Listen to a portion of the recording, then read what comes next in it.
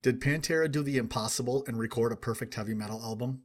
Hey everyone, this is Kennedy from None More Metal, and in this video I am going to rank all of the Pantera albums released between 1990 and the year 2000.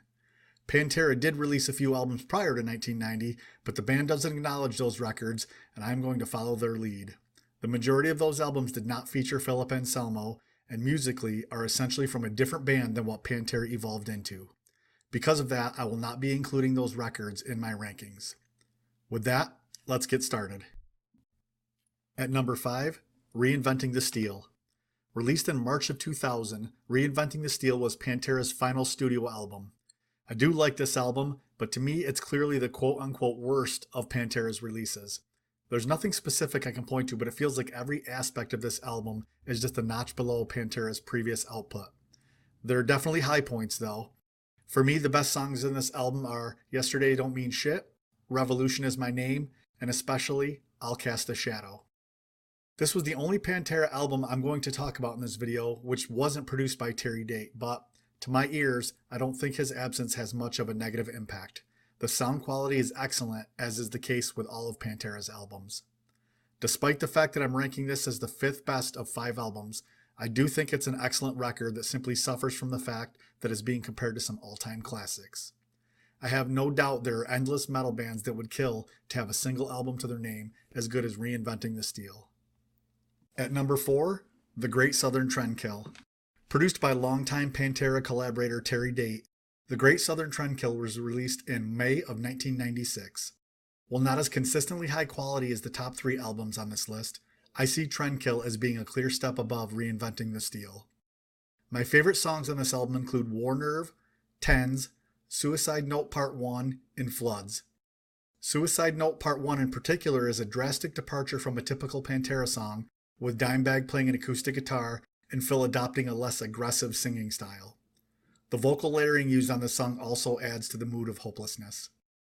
Floods contains what many consider to be Dimebag Darrell's best guitar solo, which is saying something when you consider the number of amazing solos Dime recorded during his lifetime. A number of songs on Trendkill became live staples for Pantera in the late 90s. These include War Nerve, Drag the Waters, and Suicide Note Part 2. The Great Southern Trendkill is an excellent album which captures Pantera at around 85% of their all-time peak. Coming in at number 3, Cowboys from Hell. Cowboys from Hell is essentially the debut album of the band that is known today as Pantera. This record laid the foundation for everything that came after. Cowboys was released in July of 1990 and was the first of many albums by the band that was produced by Terry Date. A notable difference when comparing this album to others on this list is Phil Anselmo's frequent use of higher register singing and screams. There are numerous examples on songs like Psycho Holiday, Medicine Man, and Shattered. Shattered in particular sounds like it could be Rob Halford from the 1980s singing. Of course, the most widely known instance of this is the outro of Cemetery Gates. This type of singing is essentially absent on all of the albums that followed. Cowboys from Hell also planted the seed for what became Dimebag's signature guitar style. Every song is dominated by Dime's riffs, and most also feature an incredible solo. The production on this album is best described as crisp, but not yet what I would call crushing. That's not a criticism of the songs as much as it is an observation about how they were recorded. Later releases would definitely cross over the line into crushing territory. Songs that I really like on this album include Primal Concrete Sledge, Heresy, and Domination. Before moving on to number 2, I'd like to ask you to take a second to like this video and subscribe to my channel. If you're a fan of bands like Pantera and appreciate content like this, liking and subscribing is the best thing you can do to help ensure that I am able to keep publishing videos. At number 2, Vulgar Display of Power. Vulgar Display of Power was released in February of 1992 and was the album that first exposed most people to Pantera.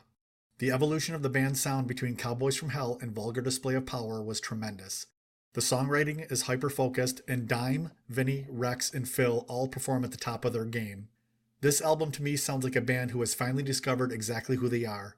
Appropriately, confidence is a recurring theme in the lyrics of this album. Mouth for War was the first single and video released from Vulgar, but it was the eventual release of Walk that gained the band significant attention. 30 years later, Walk is still Pantera's most recognized song. From 1992 on, songs from Vulgar Display of Power made up the core of Pantera's live sets. Walk, A New Level, This Love, Fucking Hostile, and Hollow were played at almost every show. This is a testament to the quality of those songs as well as the connection the fans have with them. Highlighting a few songs as my favorites on this album would be too difficult. It's probably easier to point out the couple that I feel aren't up to the level of the rest. The songs by Demons Be Driven and Live in a Hole fit that bill for me. It's not that I think they're terrible, but they lack some of the qualities that the rest of the songs on the album have. It was difficult for me not to rank Vulgar Display of Power as Pantera's #1 album. There are very few criticisms I can think of. The primary one, which I mentioned, is that there are 2 songs which I don't think are as high quality as the rest. Outside of that minor nitpick, we are talking about a damn near perfect metal album. Before discussing #1, I want to give honorable mention to the official live 101 proof album. I don't typically include live albums in my rankings, but felt that this one deserves at least to be mentioned. Official Live has all of the hallmarks of an excellent live album. A great set list, a high quality recording, and amazing performances by every member of the band. Having been to many Pantera shows, I can say that this album does a good job of capturing the feeling of being there. It feels live, and I don't detect any after-the-fact studio tricks being used to spruce up the recording. Highlights include Opener, A New Level, Becoming, the Domination Hollow mashup, and closer Fucking Hostile. There were 2 new songs recorded in studio included on this album, Where You Come From and I Can't Hide. I personally find these songs to be good, but not great. And finally, the #1 Pantera album is Far Beyond Driven. Far Beyond Driven was released in March of 1994 and takes everything the band did on Vulgar Display of Power to the next level. There were some that thought that Pantera's next album might have a more commercial sound after the mainstream success that Vulgar Display of Power experienced. They could not have been more wrong. Far Beyond Driven is Pantera's most crushing album by a good margin. Album opener, Strength Beyond Strength, immediately sets the tone, both literally and figuratively. Songs like Slaughtered, 25 Years, Use My Third Arm, and Throes of Rejection maintain the brutality throughout. It's only when the final song on the album, a cover of Black Sabbath's Planet Caravan, is reached that the relentlessness lets up. The irony is that Pantera's heaviest album is also its most successful, at least from a chart position standpoint.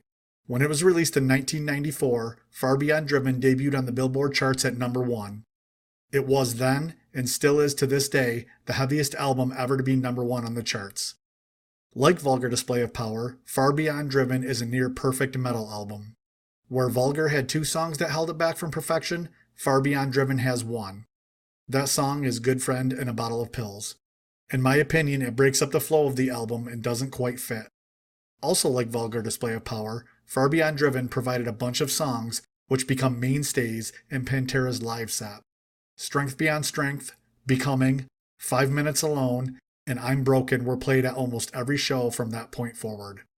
It's amazing to think that Pantera released the albums in this list within a 10-year span. Each of these albums has unique qualities which make them outstanding, but it's Far Beyond Driven which stands as the pinnacle of Pantera's accomplishments. Well, those are my Pantera album rankings. Thanks for watching, and I'd love to hear your opinions in the comments. Also, if you enjoyed this video, please like and subscribe. See you next time.